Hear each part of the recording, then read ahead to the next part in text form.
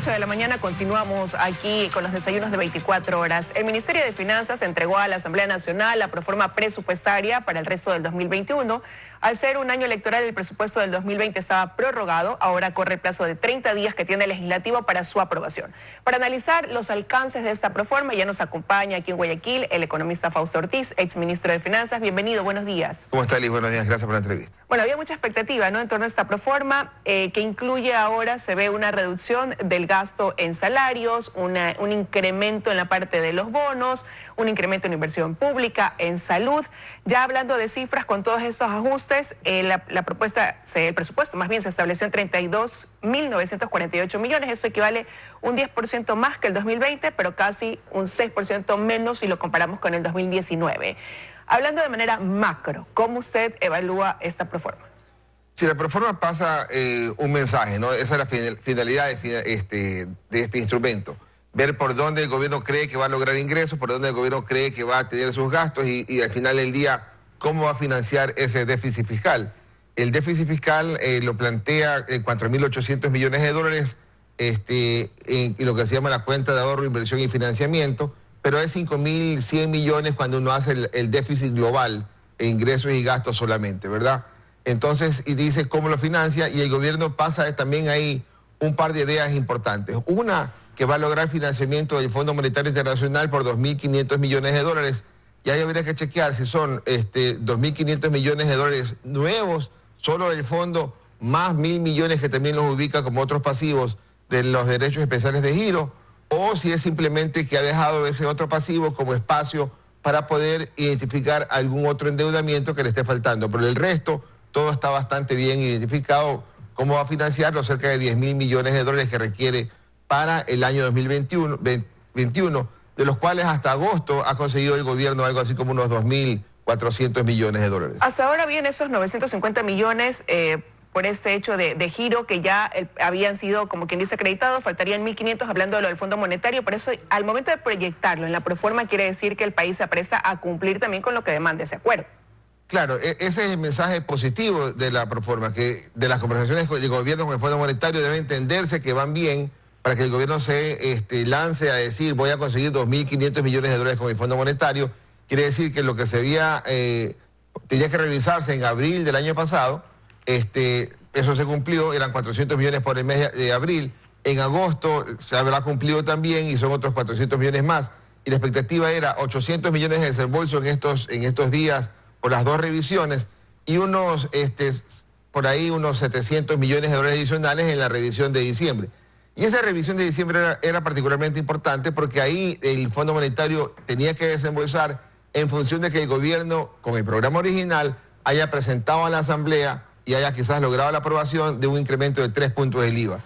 Entonces, seguramente el gobierno habrá pasado el mensaje de que no puede poner 3 puntos del IVA porque cuando se hizo el programa anterior no había la pandemia al frente. Hoy día estamos en medio de una pandemia y saliendo, por lo tanto, esos 3 puntos del IVA, lo más probable es que se hayan pateado un poco para adelante o al menos tratado de sustituir con alguna otra recaudación. ¿Pero cuál pudiera ser? Porque sobre todo se habla de un incremento en 623 millones de dólares el presupuesto destinado a salud, que será pues para el tema de medicinas y vacunas seguramente. Se incrementa en 1.287 millones el tema también de los bonos que se dan precisamente ampliados por ese tema del COVID.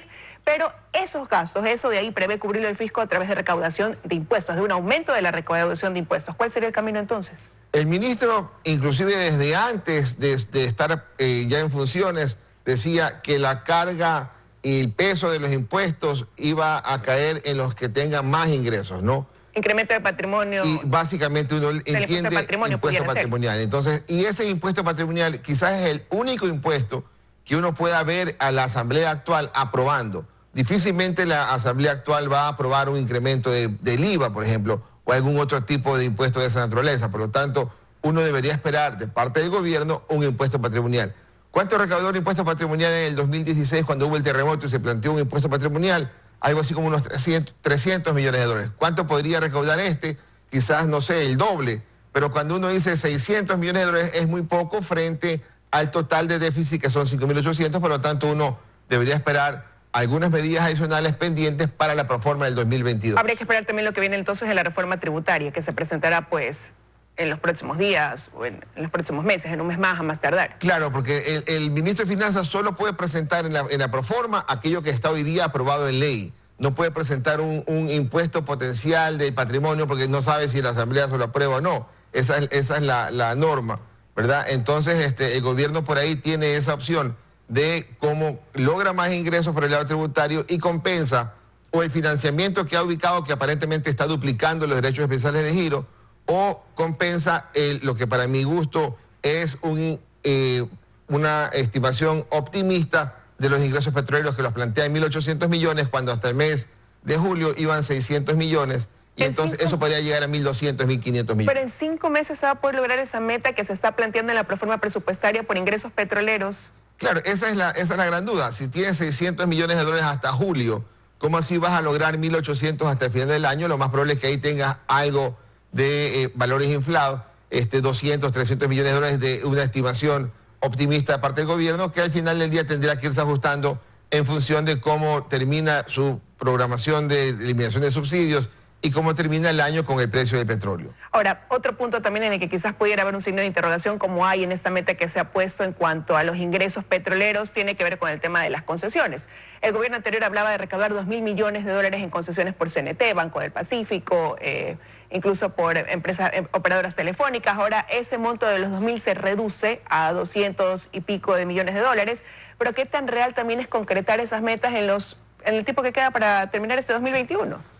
Sí, el gobierno anterior en 3 ocasiones ubicó ingresos por concesiones en la proforma, 800 millones una vez y 2.000 millones la última vez. Cuando presentó 2.000 millones la última vez decía 800 millones vienen de la venta del Banco del Pacífico, que no se dio y aparte se pasó momentáneamente a la CFN, por lo tanto ya no hubiera entrado el presupuesto del Estado. Y en los otros 1.200 millones hablaba de sopladora y CNT. Y eso era un programa que arrancaba con el apoyo del BID. Por lo tanto, no es un tema de hoy día para 5 meses restantes, es un tema que ya viene discutiéndose por lo menos 3 años. Entonces, lo que habla el gobierno es de que van a tratar de monetizar, concesionar las torres de CNT, que para tratar de que esas torres generen flujo hoy día, aunque el Estado tenga que pagar algún tipo de alquiler en los años posteriores. Eso es probable, ojalá que se logre, porque si no sería 280 millones de dólares adicionales que tendría que el gobierno ver cómo compensa vía tributos o incrementando el déficit. Ahora, hay un tema que entra como un poco en discusión y es el hecho de lo que se aprobó a través del decreto 170, que es que los gastos permanentes como salud, educación, justicia se puedan financiar con deuda.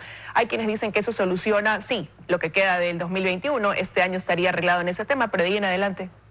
Claro, este año aparentemente no hace uso de ese comodín, de ese decreto, ¿verdad? Que está contemplado en la Constitución. La Constitución lo permite y está bien que el gobierno presente ese decreto. Porque este año, dice el gobierno, hay 880 millones de dólares de ingresos permanentes mayores que gastos permanentes. Aquí hay una discusión enorme de algunos analistas, y me incluyo, en ver si el gobierno hace bien en la clasificación de ciertos gastos permanentes o no. Pero digamos, dejémosle esa tarea un rato a la Asamblea Nacional cuando lo empiece a revisar. Pero hoy día hay un excedente de ingresos permanentes sobre gastos permanentes. Entonces quiere decir que no está haciendo uso de ese decreto. Uno podría hilar muy fino, por ejemplo, en salarios, hoy día hay 8.400 millones de dólares. Pero más abajo dice salarios para inversión, 1.200 millones. Alguien podría decir, oiga, pero al final de ellos son salarios, ¿verdad? Y entonces son 9.600, casi 10.000 millones de nómina en el 2021. ¿Y por qué razón pone salarios como gasto de capital en vez de gasto corriente? Y la explicación es, mira, es que ese salario es para hacer obras, ¿ya? Pero ahí es una cosa que uno podría discutir. Al final del día es igual nómina que tiene que cancelarse.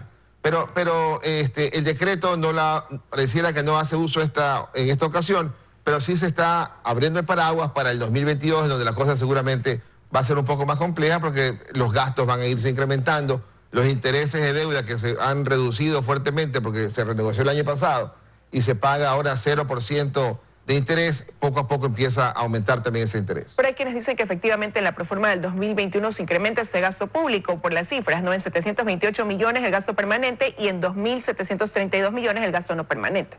Sí, hay crecimiento y según contra qué lo compare, ¿no? Si uno lo compara contra el 2020, que hubo una disminución brusca en el ejercicio de cifras de vengadas, ya lo que efectivamente se facturó, contra este año 2021 hay un incremento. Pero si uno lo compara contra el 2019, que es el año típico, digamos, antes de la pandemia, hay una fuerte contracción.